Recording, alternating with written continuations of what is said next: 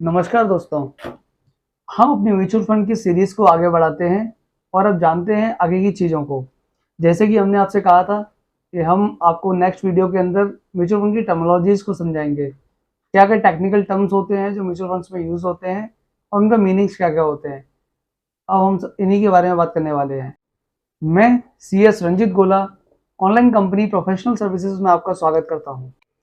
सबसे पहला टर्म हम लेते हैं AMC, जिसको आप काफ़ी बार सुनते होंगे म्यूचुअल फंड एडवाइजर से और अदरवाइज भी। AMC की फुल फॉर्म होती है एसेट मैनेजमेंट कंपनी। एक सिंपल टर्म्स में आपको बताते हैं, एसेट मैनेजमेंट कंपनी वो कंपनी होती है जो इन्वेस्टर्स से उनके पैसे को कलेक्ट करती है और किसी भी जगह पे उसको इन्वेस्ट करवाती है। That may B other things, जैसे मैंने आपको पिछले वीडियो में बताया था, काफ़ी सारी जगह होती है जहाँ म्यूचुअल फंड का पैसा इन्वेस्ट होता है, not only in stock exchange but in date funds, corporate bonds, otherwise. Second term है कॉपस। एक सिंपल वर्ड्स में कॉपस क्या होता है, एक किसी भी पर्टिकुलर एक स्कीम के अंदर जो टोटल इन्वेस्टेड अमाउंट होता है इन्वेस्टर्स का, उसे ही कॉपस कहते हैं। फॉर एग्जाम्पल, किसी इक्विटी फंड के अंदर 100 यूनिट्स है और एक यूनिट 10 रुपीज़ की है। आप 100 यूनिट्स परचेज करते हैं तो उसका टोटल कॉपस कहलाएगा 1000 रुपीज़ का, क्योंकि 100 यूनिट्स इंटू 10 रुपीज़ ईच, 1000 रुपये का कॉपस हो गया।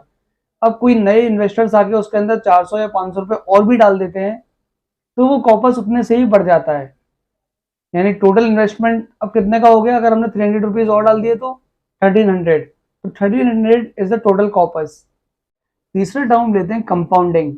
कंपाउंडिंग क्या होता है? कंपाउंडिंग जनरल भाषा में आप समझते होंगे, ब्याज के ऊपर ब्याज मिलना। That is called compounding. Compounding, compound interest like. कैसे? जस्ट लाइक म्यूचुअल फंड जो है वो रेगुलरली अपनी रिटर्न्स देते हैं इन्वेस्टर्स को। That may be monthly, annually, bimonthly, जैसा भी रहता है। अब इन्वेस्टर जब अपने इंटरेस्ट को, यानी कि जो रिटर्न्स मिले हैं म्यूचुअल फंड्स में, उसको री इन्वेस्ट करते हैं म्यूचुअल फंड्स के अंदर, तो आपकी जो इंटरेस्ट अमाउंट होता है वो भी आपका री इन्वेस्ट होकर इंटरेस्ट कमाना शुरू कर देता है। That is called compounding only. यानी कि आपने जो पैसा, जैसे 100 रुपीज आपने इन्वेस्ट करे, उसके ऊपर आपको 10 रुपीज आपको मिल गए रिटर्न के। आपने 10 रुपीज बाहर ना लेके खुद से उसको भी री इन्वेस्ट कर दिया, यानी कि 100 प्लस 10, 110 रुपीज आपके री इन्वेस्ट हो गए। उसी को कंपाउंडिंग कहते हैं। अब आपकी जो रेट ऑफ इंटरेस्ट कैलकुलेट होगी, यानी कि आपको जो रिटर्न मिलेगा वो 100 रुपीज पे नहीं मिलेगा, वो मिलेगा 110 रुपीज पे। उसी को कंपाउंडिंग कहते हैं, कि इंटरेस्ट के ऊपर भी इंटरेस्ट अर्न करना। नेक्स्ट टर्म है SIP, सिस्टमेटिक इन्वेस्टमेंट प्लान। ये क्या होता है? ये तो काफी सुनने में आता है। आपने SIP लगाई, आप SIP ऐसे कर सकते हैं, वैसे कर सकते हैं। SIP होता क्या है generally? SIP is nothing but just a technique. Simple भाषा में समझते हैं, SIP एक इन्वेस्टमेंट का टेक्निक है।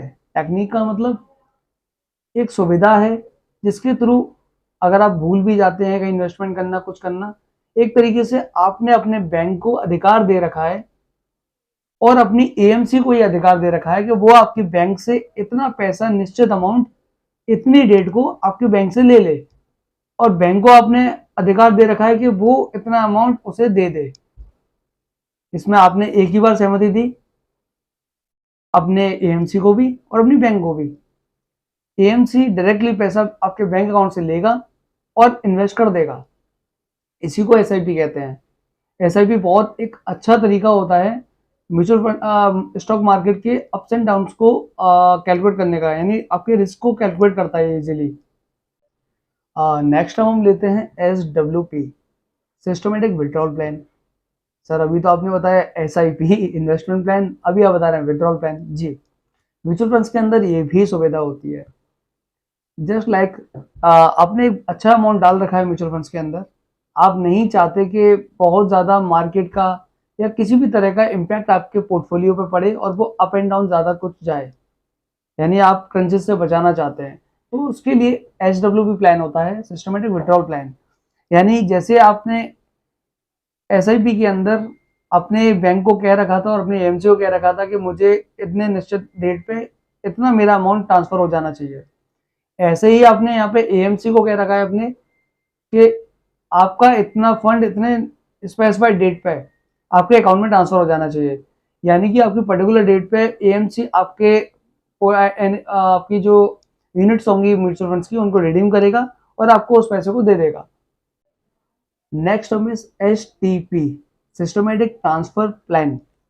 ये क्या होता है? SIP तो समझ गए, STP क्या होता है?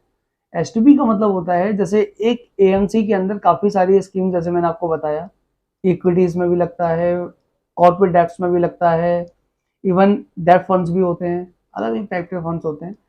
एक AMC बहुत सारे फंड्स में डील कर रही होती है। जब कभी आपको लगता है कि कोई फंड आपका एक इजीली तरीके से अपने रिटर्न्स नहीं निकाल रहा है जो निकल सकता था, या फिर आपको लगता है कि इक्विटीज इतना अच्छा कैपेबल परफॉर्म नहीं कर रहे हैं जितना डेब्ट कर रहा है, तो आप अपने इक्विटी को डेब्ट के अंदर कन्वर्ट करवा सकते हैं सेम AMC के अंडर में। That is only called systematic transfer plan. Next हम लेते हैं पोर्टफोलियो। पोर्टफोलियो क्या होता है? एक इन्वेस्टर के द्वारा जितनी भी स्कीम्स, म्यूचुअल फंड की स्कीम्स के अंदर पैसे को लगाया जाता है, वो एज अ होल जिस जिस जगह पे जितना जितना अमाउंट लगा हुआ है वो एज अ होल एक अमाउंट को पोर्टफोलियो कहते हैं। जस्ट लाइक किसी पर्सन ने 5 to 6 स्कीम्स के अंदर इन्वेस्ट करके रखा हुआ है ना? तो सपोज कीजिए किसी में 100 करके 5 स्कीम्स के अंदर इन्वेस्ट करके रखा हुआ है, तो हमारा जो टोटल पोर्टफोलियो कहलाएगा वो 500 रुपीज़ का कहलाएगा। अब अलग अलग स्कीम्स का मतलब, काफ़ी सारी स्कीम्स होती हैं म्यूचुअल फंड्स में, जो हम बाद में भी बात करेंगे आगे जाके। आगे जो वीडियोस बनेंगी तो उसमें आपको बताया जाएगा अलग स्कीम्स के बारे में। तो फिलहाल हम ये बात कर रहे थे कि अलग अलग स्कीम्स के अंदर जो पैसा इन्वेस्टेड होता है उसे एज अ होल पोर्टफोलियो कहा जाता है। नेक्स्ट हम यूज करते हैं NFO, जिसको हम आम भाषा में न्यू फंड ऑफर भी कहते हैं। एक सिंपली समझा जाए तो जैसे शेयर मार्केट के अंदर कोई नई कंपनी जब एंटर करती है, अपने शेयर्स को इशू करवाती है, तो एक तरह से पब्लिक इशू निकालती है, शेयर सब्सक्राइब होते हैं, IPO निकलता है। तो same is with mutual funds. जब कोई भी AMC अपना कोई नया फंड लॉन्च करती है उसको NFO कहा जाता है, यानी कि एक इंट्रोडक्टरी ऑफर है आपके लिए कि आप उसे सब्सक्राइब कर लीजिए। ये कई तरह के होते हैं, कुछ क्लोज एंडेड स्कीम्स भी होते हैं, कुछ ओपन एंडेड भी होते हैं। अब ये चीज़ें क्या होती हैं ये हम बाद में बात करेंगे, क्योंकि म्यूचुअल फंड्स का टॉपिक बहुत छोटा टॉपिक नहीं है, काफ़ी और भी बातें होंगी बाद में। बट फिलहाल आपके लिए समझना ये है कि NFO क्या। NFO, new fund offer, is a introductory offer by the AMC companies.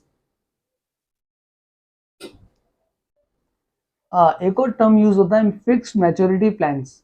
Generally जिसके तो आप नाम से ही समझ जाते हैं, जाना चाहिए कि फिक्स्ड मैच्योरिटी प्लान का मतलब क्या हुआ।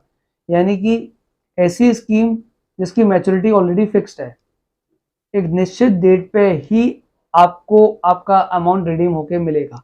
ना तो आप उसे बीच में किसी को बेच सकते हैं, ना आप उसे स्कीम से बाहर जा सकते हैं, बट आपको एक लिमिट, एक स्पेसिफाइड डेट पे ही वो रिडीम की जाएगी।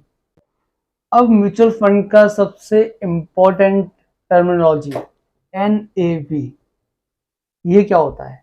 नेट एसेट्स वैल्यू जिसे बोलते हैं, जिसकी डेफिनेशन फुल फॉर्म है जिसकी, ये होता क्या है? एक आम भाषा में समझ के देखते हैं।